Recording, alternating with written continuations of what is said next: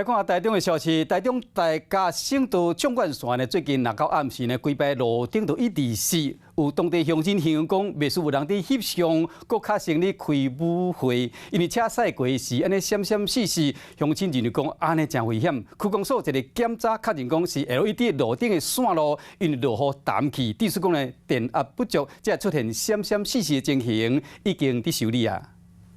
大家区省道纵贯线，一几工一到暗时，都出现安尼画面，规排路顶闪闪烁烁。民众形容讲，袂输是咧翕相，又搁参唱在跳舞，就觉得很奇怪啊，没看过。有人说像在跳舞啊。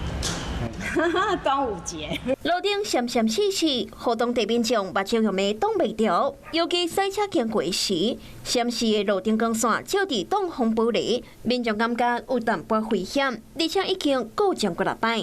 那俗安那人的测速在闪光安尼，用死一个真大个。所以你感觉会有影响，会去检查？应该会。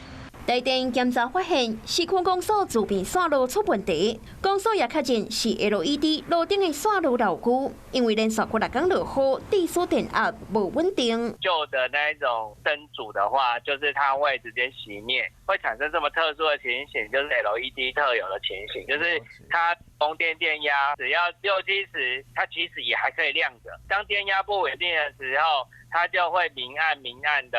公所强调，已经请厂商赶紧确诊受影响的范围，目前也搁咧排除状况。这段期间，民众敢来当继续忍受规排路顶继续闪闪烁烁。Hello， 我是易景，想要抢先掌握最及时的新闻资讯吗？赶快订阅、按赞、开启小铃铛，锁定华视新闻的 YouTube 频道。